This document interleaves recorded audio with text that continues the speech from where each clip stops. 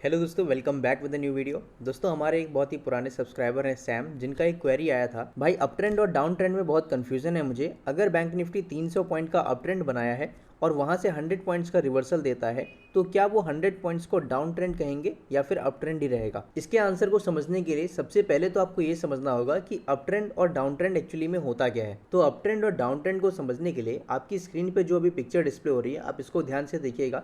इसमें जो left hand side का पार्ट है, जो ए से लेकर के बी तक का पार्ट है, ये अपना एक अप ट्रेंड को डिस्प्ले कर रहा है। बी से लेकर के सी तक का जो पार्ट है, ये अपना साइडवेज ट्रेंड को दिखा रहा है। एंड सी से लेकर के जो डी तक का पार्ट है, ये हमारा डाउन ट्रेंड डिस्प्ले कर रहा है। तो देखिए, सबसे पहली चीज़, जब कभी भी अप ट्रेंड बनता है तो उसमें होता क्या है, तो एक टाइम फ्रेम के अंदर आपको किसी भी अप ट्रेंड में हायर हाइज देखने को मिलते हैं। यानी कि यहाँ तक का अगर आप हाई दिखेंगे तो एक ये हाई था, देन इसके बाद जो अगला हाई बना है वो उसके भी ऊपर बना है।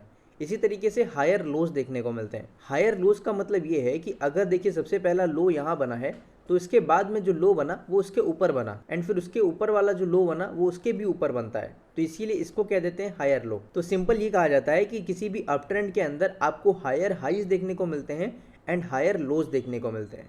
सेम इसका अपोजिट आपको डाउन ट्रेंड में देखने को मिलता है। जैसे आप यहाँ पर देख सकते हो कि जब ये डाउन ट्रेंड बन रहा था, तो यहाँ पर एक ये लोअर हाई बना, देन इसके बाद जो अगला हाई बना है वो उसके भी नीचे बना है, तो इसीलिए अगला ये लोअर हाई हो गया।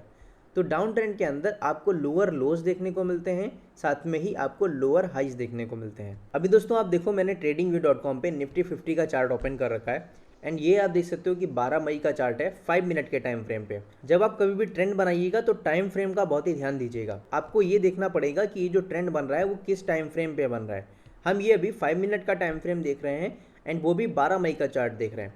तो 12 मई के चार्ट में हमको 5 मिनट के टाइम फ्रेम पे यहाँ पर एक अप ट्रेंड देखने को मिल रहा है, जहाँ पर मैंने आपको बताया था कि हमको हायर हाइज देखने को मिलते हैं।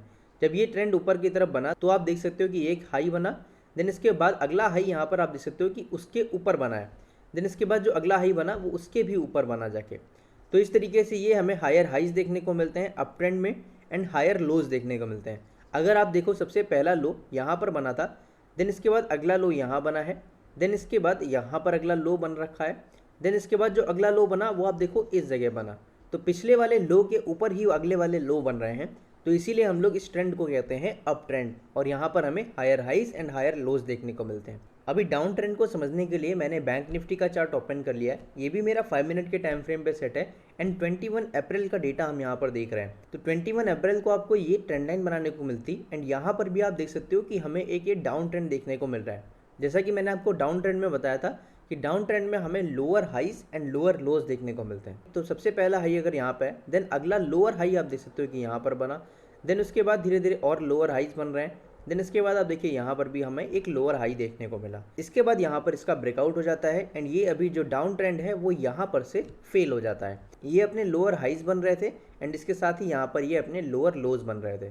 तो ये आप लो जो देख रहे हो वो पिछले वाले के कंपैरेटिवली और नीचे बने हैं, तो इसीलिए हम लोग इन्हें लोअर लोज बोलते हैं। अब एक बहुत ही इंपॉर्टेंट बात है जो कि आपको ध्यान रखनी है, वो ये है कि डिफरेंट टाइम फ्रेम पे आपको डिफरेंट ट्रेंड देखने को मिल सकते हैं। अभी मैं इस चार्ट को 1 डे के टाइम फ्रेम पे सेट करता हूँ। अब जैसे कि हमने ये 1 डे के टाइम फ्रेम पे अपने चार्ट को सेट कर रखा है, एंड यहाँ पर 13 दिसंबर से लेकर के जब हम 5 अप्रैल का डेटा देख रहे हैं, तो हमें यहाँ पर ये डाउन ट्रेंड देखने को मिल रहा है कि बैंक निफ्टी लगातार इस ट्रेंड लाइन को टच करके नीचे जा रहा है, एंड यहाँ पर हमें lower highs and lower lows देखने को मिल रहा है। लेकिन इसी दौरान हो सकता है कि किसी भी दिन का अगर आप चार्ट उठाओगे एंड उसको अगर आप 1 मिनट के टाइम फ्रेम पे सेट करोगे या फिर 5 मिनट के टाइम फ्रेम पे सेट करोगे, तो वहां पर आपको अप ट्रेंड भी देखने को मिल जाएगा, साथ ही साथ डाउन ट्रेंड भी देखने को मिल जाएगा।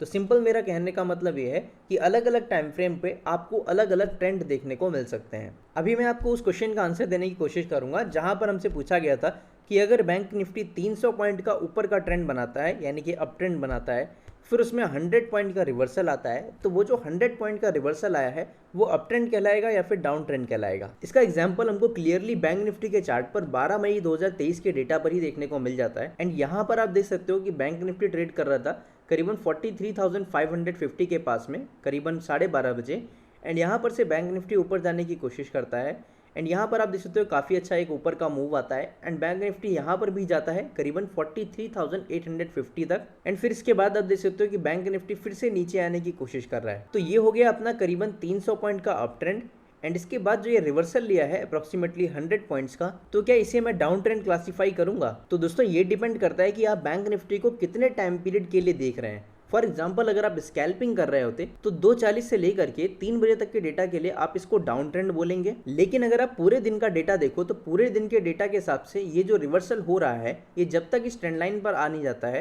तब तक हम इसे डाउन ट्रेंड में क्लासीफाई नहीं करेंगे, क्योंकि हमें यहाँ पर सुबह से ही हायर हाइज देखने को मिल रहे थे। ये एक हाई बना एंड इसको हाई को क्रॉस